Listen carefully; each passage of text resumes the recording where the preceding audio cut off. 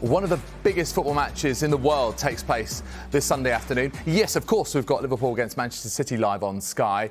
But we're talking about the latest edition of El Clasico between Real Madrid and Barcelona. The two teams level on points at the top of La Liga. Let's thrash this one out then with two experts and fans in Spain. We have Jorge Lopez-Torrecilla, Madridista in the Spanish capital. We have Román de Arquer, a culé who is in Barcelona. Welcome along, guys. Let's put this game in context first of all, shall we?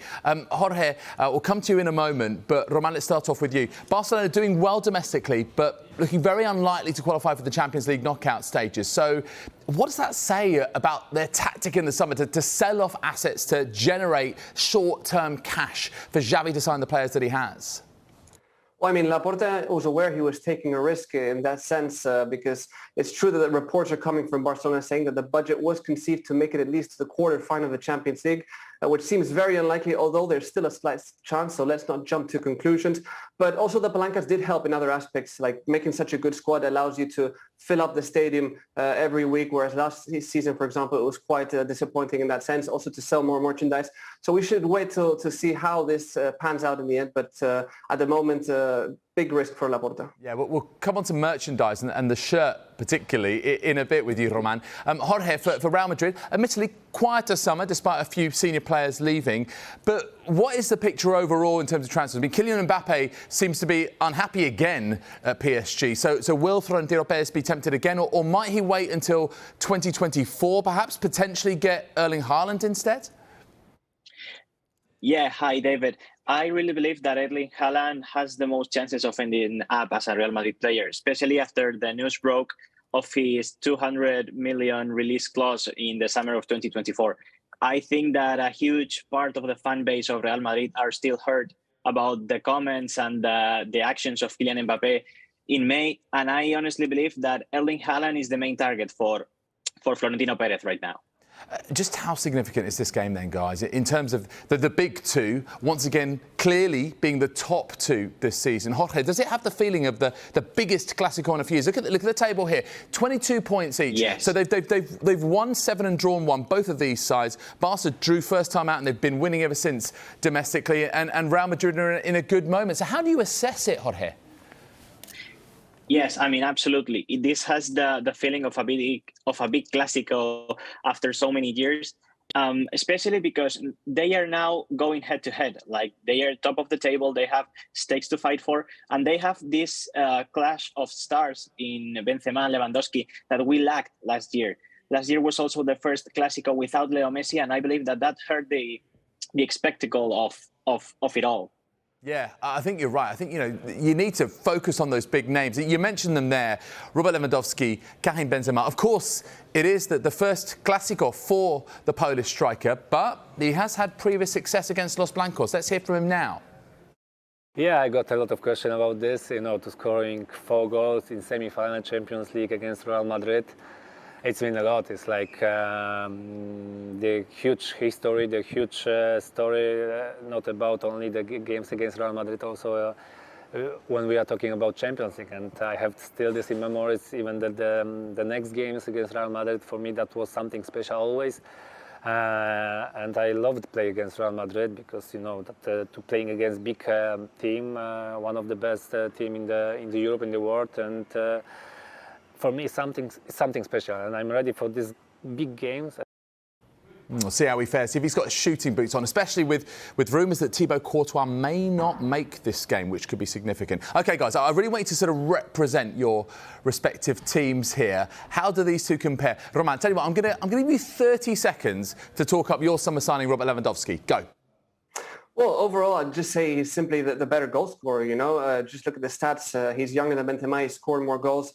He's a quality finisher. He's capable of, getting at the end of every cross or every pass. But at the same time, if the team isn't playing too well and lacking maybe a bit of pace going forward, for example, he's capable of making up his own space, and scoring a wonder goal. And you can even throw him a bowling ball and he'll probably header it in. So that's the quality he really has. He's just a fantastic striker for me. Oh, I'd rather we don't do that. I don't want to be responsible for some kind of injury. Jorge, same courtesy to you. 30 seconds from you on why Benzema is the better striker in your opinion. Well, I honestly believe that next week we're going to be calling Benzema the Ballon d'Or, the official Ballon d'Or, and that's because he's the best player of the best team last season. He comes from winning La Liga. He also won the Champions League, and in absolutely fashion style. He scored 3 goals against Chelsea, 3 goals against PSG. He also scored 3 goals in the 2 matches against Manchester City. I honestly believe that time will tell how Benzema's season was last season, because it was something really amazing. And I honestly believe that Benzema is the best striker in El Clasico. OK, let's talk about players maybe at the other end of their careers who are just starting to really express themselves on the world stage. Roman, who would you say, which team has the better established young talent? So they're already into the first team. They're not someone who's come up from Madrid Castilla or from Barça B. Anyone, let's say, younger than 23 years of age on both teams? Well, I mean, if you look at the squad, strictly speaking, the average age, Barca has a 25.4 average, whereas Madrid is 27.4. I mean, in that sense, I do think that Barca has been working in that aspect really well. Madrid, too, we have to give them credit, but Barca has like 2 youngsters, for example, like Gavi or Pedri, 18 and 19 years old, respectively. They're fundamental in Xavi's starting 11, but also fundamental for Spain, for the national squad. So, I mean, that comes to prove that in a short period of time, these guys have become crucial for their coaches. And then there's other players like Balde, who's coming up in that left fullback position, looking really, really good. You've got Ansu Fati, who despite his injury, he's got plenty of talent. So I think that Barca has more projection in that sense, even though maybe Madrid has the more consolidated player with Vinicius, who's maybe already a top player worldwide. Jorge, I've got to ask you on this one. Vinny and Rodrigo or Pedri and Gavi? Who would you have? Oof, as Spanish is so tough to choose between those two. Like, I honestly love how Pedri and Gavi play. I love their football style, but I have to go with Vinicius and Rodrigo purely because they are the ones that create the highlights. They are the one that people pay to see. So I've got to go with those two. It's the best young talent of Brazil, and it's the best young talent of Spain for sure. Yes. Jorge, is one advantage that Madrid have actually maybe in the dugout because of that experience of Carlo Ancelotti, who's seen it and done it and got the T-shirt, whereas for Xavi, this is his first full season as Barcelona head coach. Sure, I mean, last season Xavi proved that he can play or that he can be in these huge matches. But I think that Ancelotti's experience can really make the difference for Real Madrid.